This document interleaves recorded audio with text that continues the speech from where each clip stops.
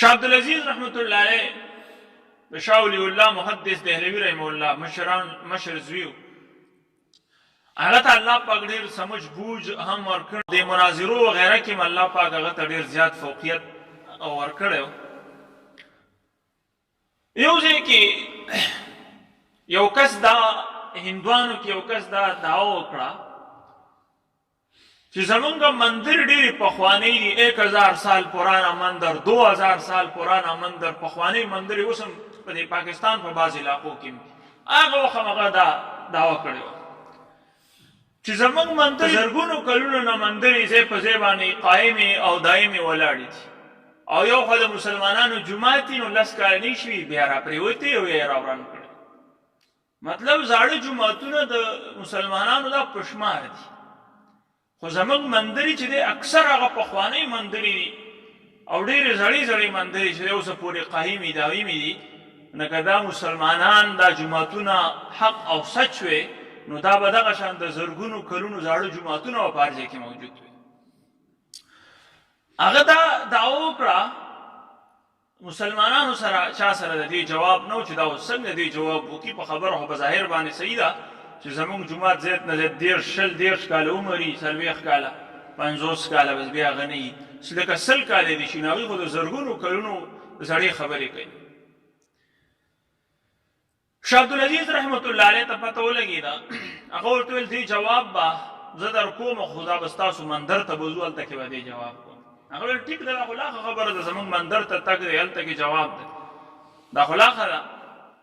شاه عبدالعزیز محدث دهلوي رحمه الله لاړې او د هغې مندر په دروازه کې ودرېد او خلک یې ټول راجمع کړل او د هغې چې کوم پنډت و د هندوانو هغه هم هلته کې ولاړ. شاه عبدالعزیز محدث دهلوي رحمه الله دا آیتونه شروع کړل: لو انزلنا هذا القرآن على جبل لرأیته خاشعا متصدعا من خشیة الله. د دې الفاظ شروع کېدو سره د هغې مندر په ړقېدو باندې شه، داسې وړقېده چې هغې منع کړه چې بس نور به نه وي، هغې په زوره باندې.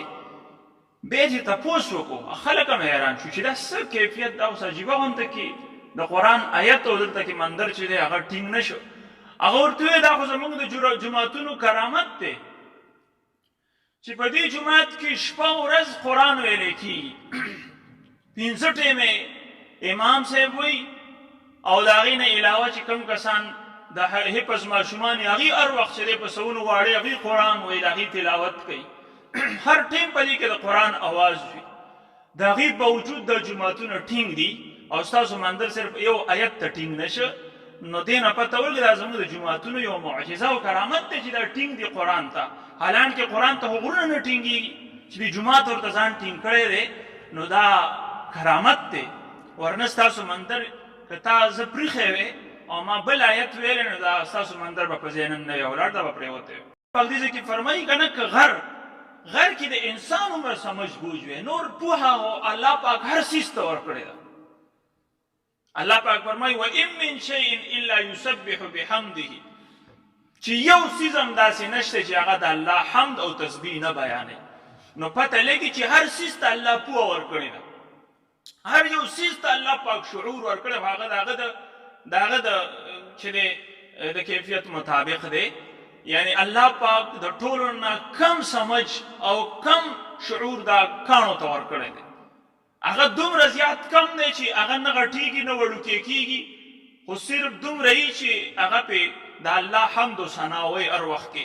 لکه پیغمبر علیه السلام چې په یو ځل تلی نو کاڼو ما ته هغه کاڼي اوس هم معلوم دي چې ما ته به ویل ما باندې سلام اچو د پیغمبرۍ نه مخکې چې زه به تلمه په لاره به تېرېدم، ما ته کاڼي اوس هم معلوم دي چې ما باندې به سلام اچو، السلام علیک یا رسول الله، په ما به سلامونه کول، کاڼي ما ته اوس هم معلوم دي. نو پته لګي، موږ ته پته نه لګي. نور الله پاک کاڼو له هم شعور ورکړی دی، هغوی هم پوهېږي او هغوی هم د الله پاک حمد و ثنا کوي یا د الله پاک تسبیحات بیان. د هغې نه لږ زیات شعور دی د ونو بوټو له ورکړی دی، دې کې شعور لږ زیات دی، نو دا غټېږي وړوکی کېږي، چې کټ شي نو وچ شي او چې کټ نه وي نو چې دی هغه دغه شان شین وي آباد وي. نو دغې نه زیات شعور الله پاک دې ونو ته ورکړی، ونو بوټو ته.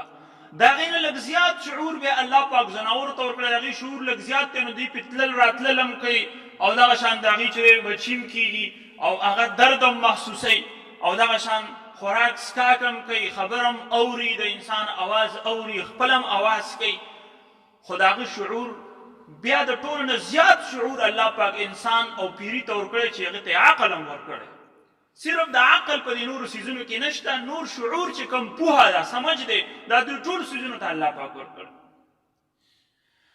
نو بیا د دې نه معلومه شوه چې دا شعور الله پاک هر څیز ته ورکړی، خو چې تپوس او مکلف صرف انسان او پیری دی، هغه صرف په دې وجه چې ده ته ورسره عقل هم ورکړی دی، دا ښه او بد هم پېژني، او ده ته الله پاک قرآن را لېږلی دی، د ښه لار وهدیناه النجدین، ښه او بده لاره هم ورته وښودله.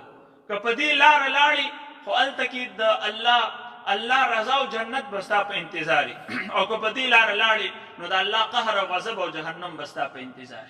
لارې ورته الله پاک وښودې، اوس انسان خپله خوښه ده چې په کومه لار باندې ځي.